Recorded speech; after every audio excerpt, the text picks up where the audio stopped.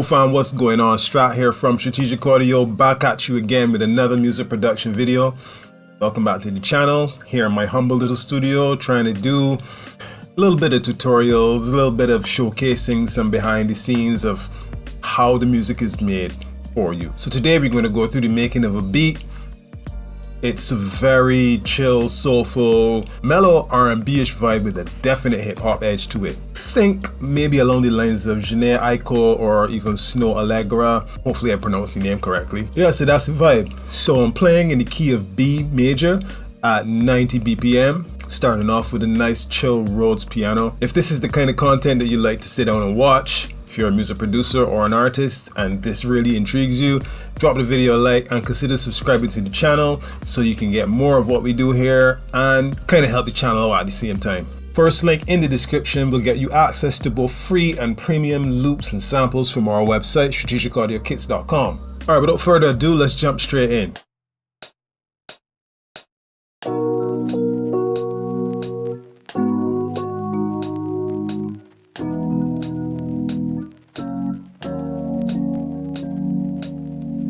Right, so that's the fundamental foundation of this track. That is the chord progression with the Rhodes. Like I said, it's in the key of B, B major, and I'm going to show you the output from Piano Tech 8, which gives you the actual chords that were played right now.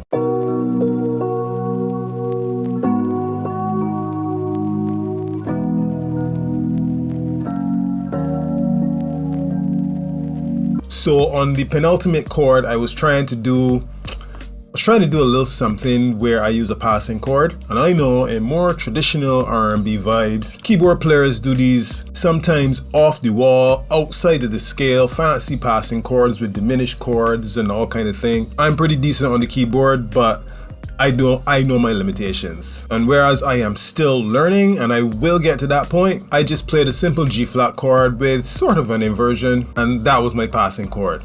Passing chords are generally used to transition from one chord which needs resolving to another chord which is kind of like the home or the expected resolution of the idea.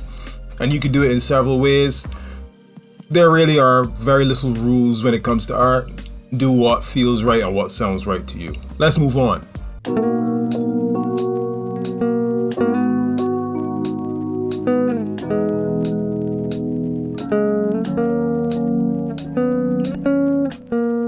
Right, so just a quick interjection.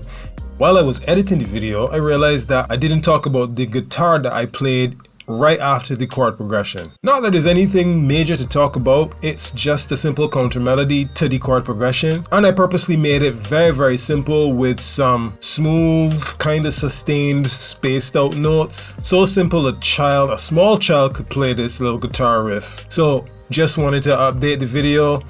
Let's continue.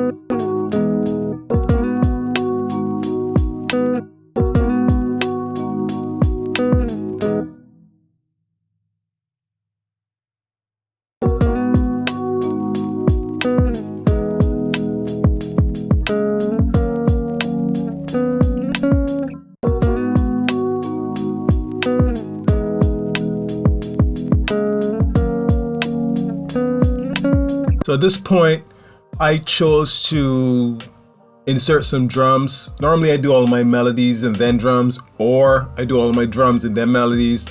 Sometimes I switch it up. It depends on how I'm feeling in the moment. With this track, I wanted to establish a bit of rhythm, the final basic rhythm that I wanted it to have, you know, that head nod kind of, and the hi-hat and the snare allowed me to do that in this instance.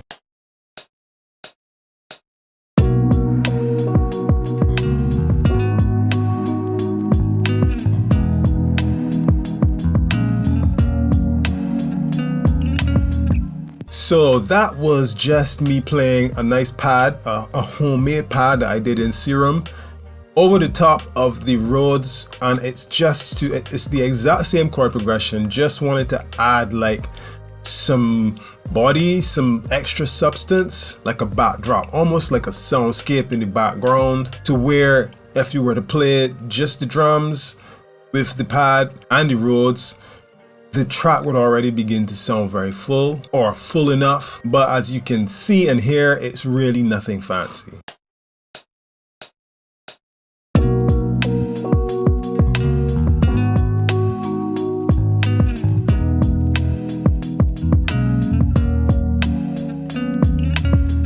Alright, so that was the bass idea. I just wanted it to be sharp and punchy, no sustained notes.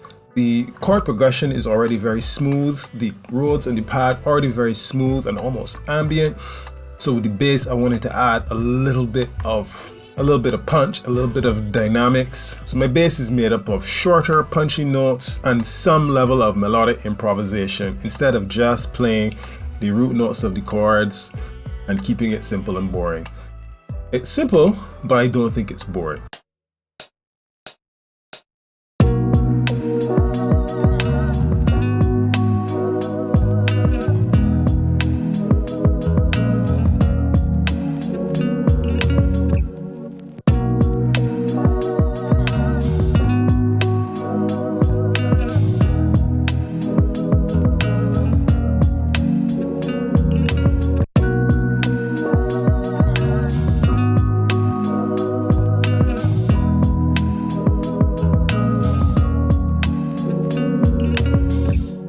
So at this point, I thought, let me just add some ear candy to fill out the beat. So that little choir part you just heard is again the same chords, or kind of the same chords I played. So with the original chord progression, most of the chords are 7th chords. With the vocals, I didn't play the chords on beat. I played it on the half beat, so to speak, and I didn't play the full 7th chord. I removed the root note from the 7th chord and played everything else. So essentially I played a different chord, which when you add the root note, it becomes that root note's 7th chord. Does that make sense?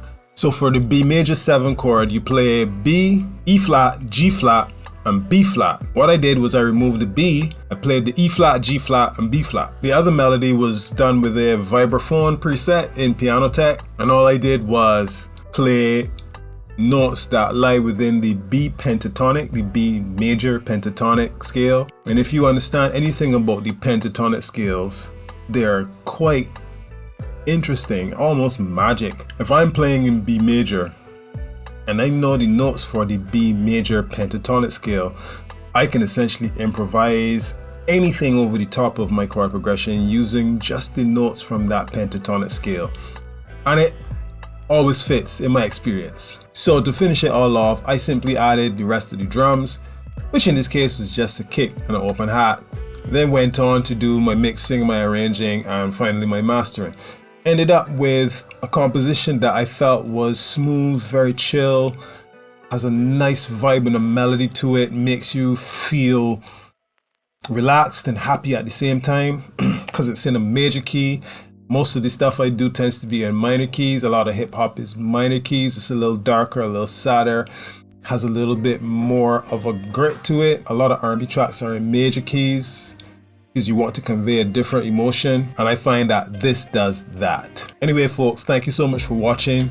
I hope you enjoyed it. Please leave a comment down below with your critiques of the composition. Constructive criticism is always welcome. Your support for the channel is really something that I appreciate. All the likes, all the subscribes, just watching the video helps me to grow, helps the channel to expand so that I can do more things. And remember, first link in the description, you get access to free and maybe premium if you're interested, loops and samples, maybe even some presets from our website, strategicaudiokits.com. Don't forget to click that like button, subscribe to the channel, and now it's time for me to sign out. Peace, and I'll see you in the next video. But for now, let's listen back to that final fully mixed, mastered, and arranged beat. See you next time.